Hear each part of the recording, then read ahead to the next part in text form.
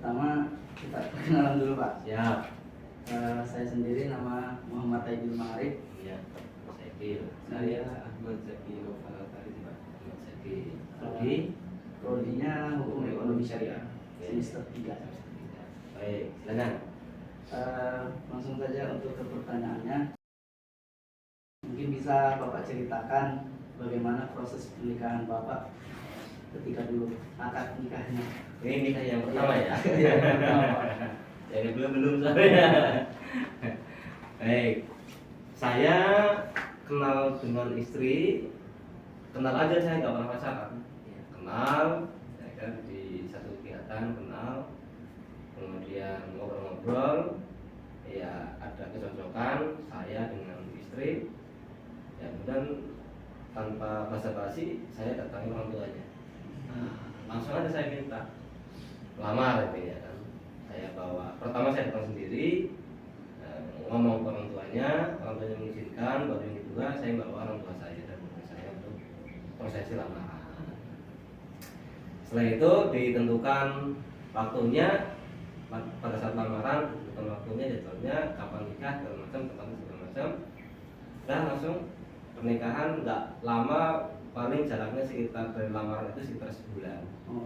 Iya, langsung nikahnya di Islamic Center dulu, tanggal 26 Agustus Masih ingat ya Pak? Masih ingat ya. Biasanya bawa dulu Pak. Kalau nggak salah itu tahun 2012. Tuh, kemudian setelah nikah, resepsinya di rumah orang tua. Gitu. Singkat aja sih, apa namanya proses nikah itu.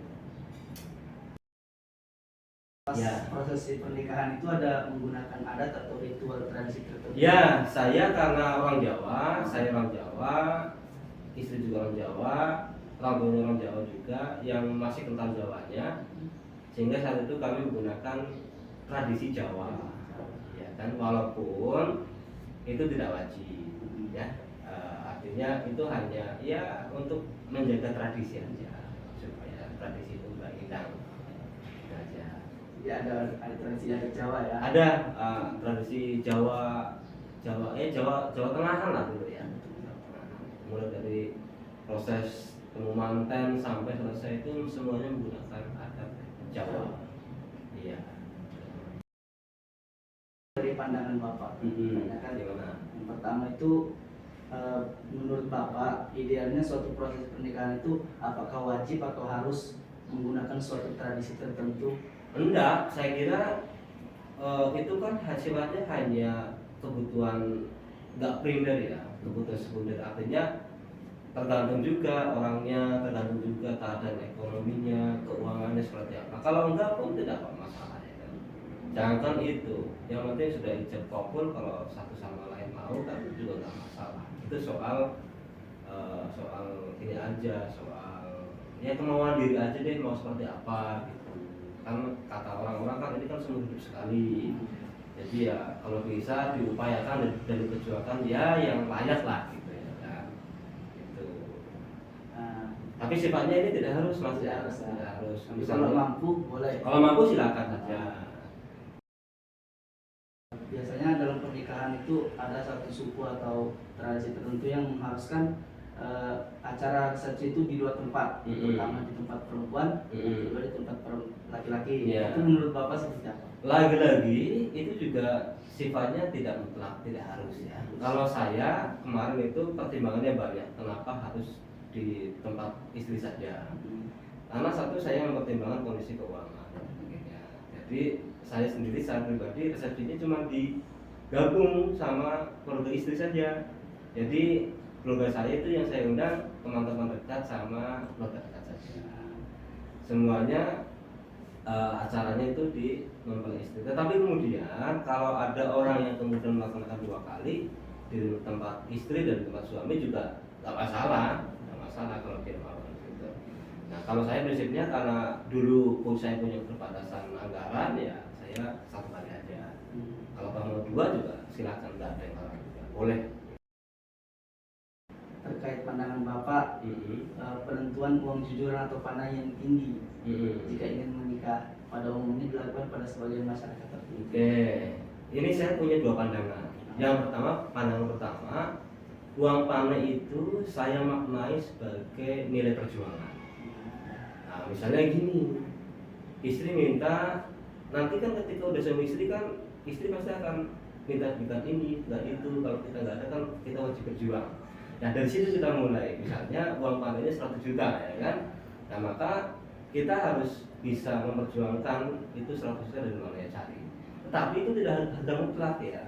Tidak harga mutlak, kenapa? Karena itu juga sifatnya tidak wajib. Tetapi kemudian saya sebagai laki-laki itu penting untuk memperjuangkan itu sejauh saya mampu gitu ya.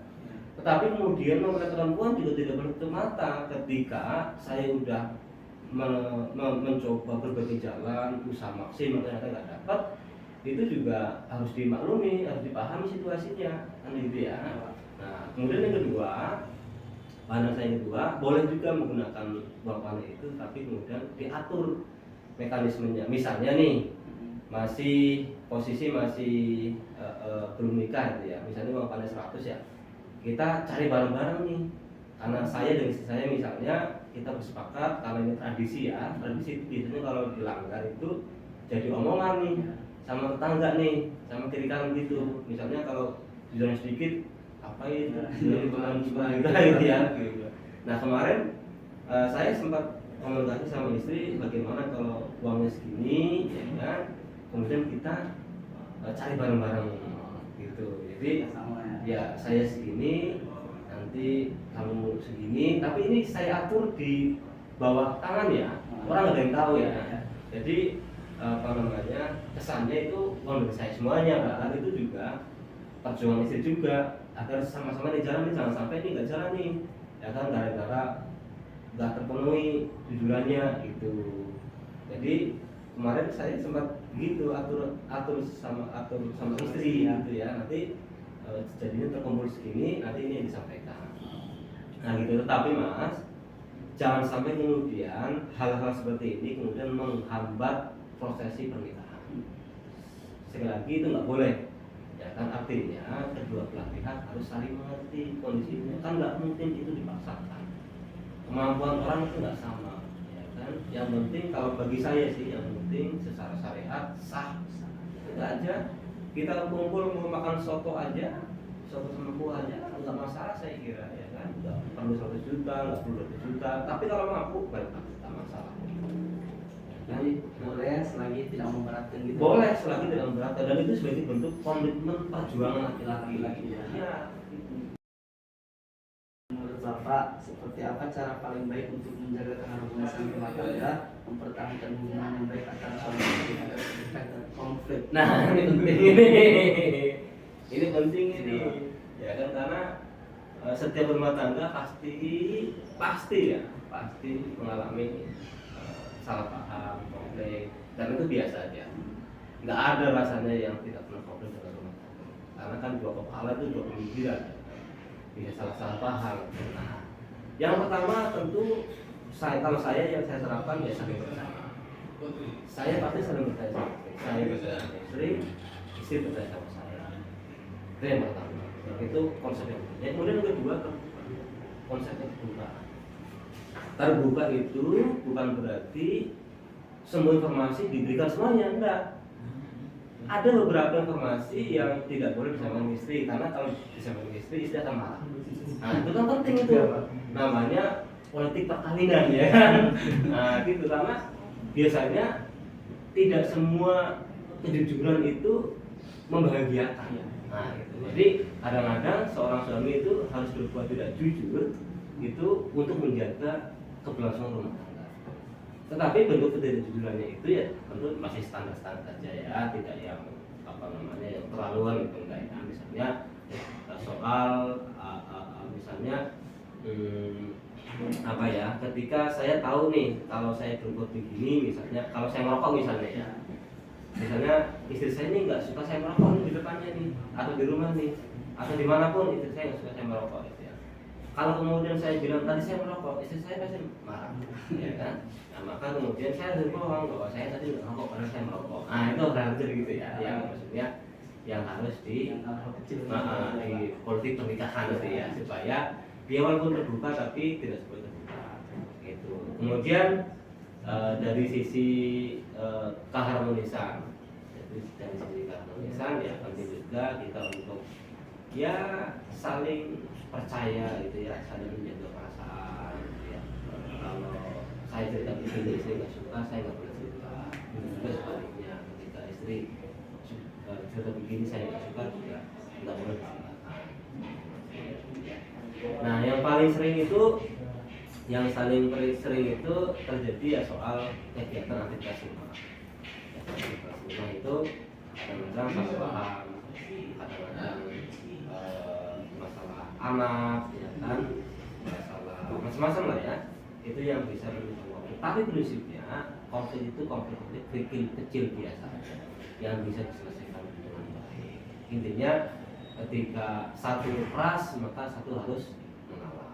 Ketika satu mengalah, ketika satu keras lagi, sebaliknya ketika suami keras, istri harus mengalah. Ketika istri keras, suami harus mengalah. Sehingga ada balancing ya, ada keseimbangan antara suami dan istri. Itu aja sih, saya udah menikah berjalan hampir 13 tahun gitu ya. 13 tahun ya. Secara prinsip tidak pernah ada pertengkaran yang besar gitu ya, biasa aja, pertengkaran kecil aja yang bisa diselesaikan hari itu juga. Nah, gitu. Nah, apalagi itu aja sih Zak, sebenarnya ada 6 pertanyaan aja. Sampai nggak mendoakan saya tambah istri. Oh. Nanti dia. Mungkin itu aja Pak, ya dari kami. Oke.